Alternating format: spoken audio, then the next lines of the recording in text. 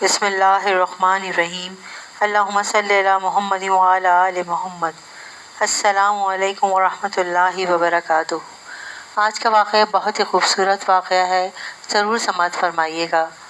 حضرت ابو ہریرہ رضی اللہ تعالیٰ عنہ نے بیان کیا کہ جب خیبر فتح ہوا تو یہودیوں کی طرف سے نبی کریم صلی اللہ علیہ وآلہ وسلم کی خدمت میں بکری کا ایسے گوشت کا ہدیہ پیش کیا گیا جس میں زہر تھا۔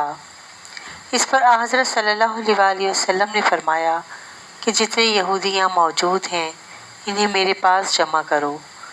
چنانچہ وہ سب آ گئے۔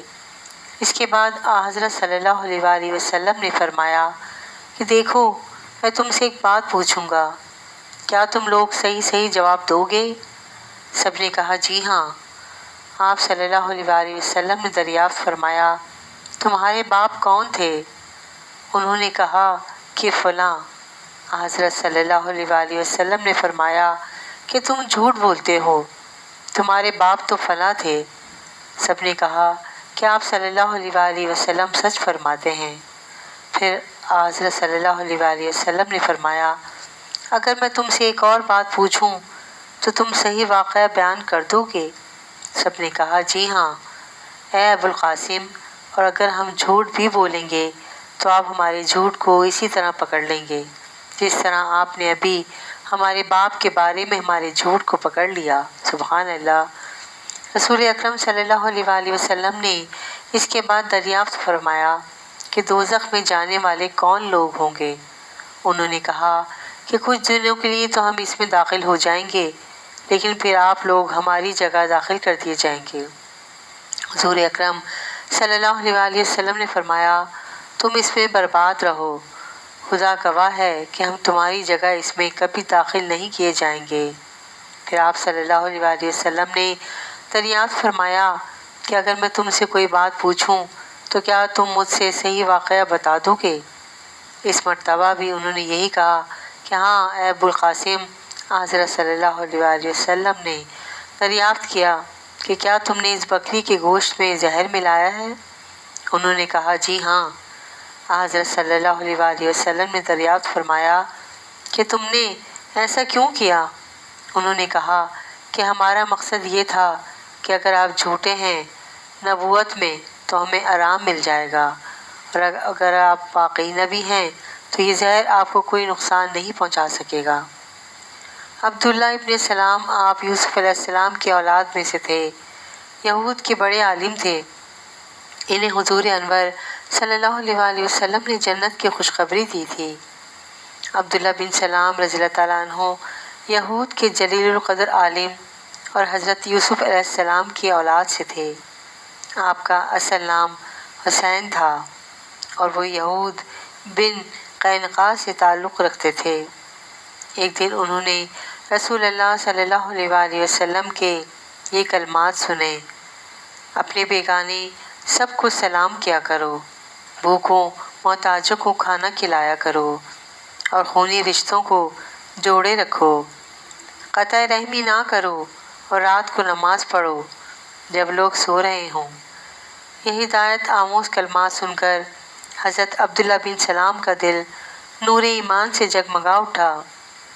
انہیں یقین ہو گیا کہ یہ وہی نبی آخر الزماں صلی اللہ علیہ وآلہ وسلم ہیں جن کی بات سے پیشن گوئی صحائف قدیمہ میں درج ہے۔ دوسرے دن رسول اکرم صلی اللہ علیہ وآلہ وسلم کی خدمت میں حاضر ہوئے اور آپ صلی اللہ علیہ وآلہ وسلم سے چند پیچیدہ مسائل دریافت کیے۔ حضور صلی اللہ علیہ وآلہ وسلم نے ان کا اطمینان بخش جواب دیا تو عرض کی یا رسول اللہ صلی اللہ علیہ وآلہ وسلم، میں شہادت دیتا ہوں کہ آپ اللہ کے سچے رسول ہیں۔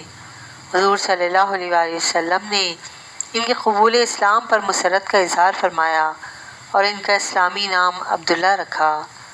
حضرت عبداللہ نے عرض کی یا رسول اللہ صلی اللہ علیہ وآلہ وسلم، میری قوم بڑی بدنیت ہے، انہوں نے یہ سن لیا کہ حلقہ بگوش اسلام ہو گیا ہوں تو مجھ پر طرح طرح کے بہتان باندھیں گے، اس لیے میرے اسلام کی خبر کے اظہار سے پہلے ان سے دریافت کر لیں کہ ان کی میرے متعلق کیا رائے ہے۔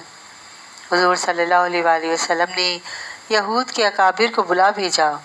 جب وہ آئے تو حضور صلی اللہ علیہ وآلہ وسلم نے فرمایا، تم توریت میں نبی آخر زماں کی نشانیاں پڑھتے ہو اور جانتے ہو کہ میں خدا کا رسول ہوں۔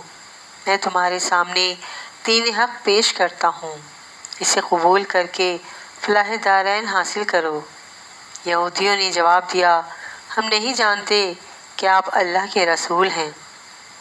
سرور عالم صلی اللہ علیہ وآلہ وسلم نے فرمایا، حسین بن سلام تمہاری قوم میں کیسے ہیں؟ سب یہودی نے بیک وقت آواز میں جواب دیا کہ وہ ہمارے سردار اور سردار کے بیٹے ہیں، وہ ہمارے عالم کے بیٹے ہیں، وہ ہم میں سب سے اچھے اور سب سے اچھے کے فرزند ہیں۔ حضور صلی اللہ علیہ وآلہ وسلم نے فرمایا، اگر وہ اسلام قبول کر لیں تو کیا تم بھی مسلمان ہو جاؤ گے؟ یہودی ناک بھو چڑھا کر بولے، اللہ انہیں آپ کی حلقہ بگوشی سے محفوظ رکھے، ایسا ہونا ناممکن ہے۔ اب حضور صلی اللہ علیہ وآلہ وسلم نے حضرت عبداللہ بن سلام کو سامنے آنے کا حکم دیا۔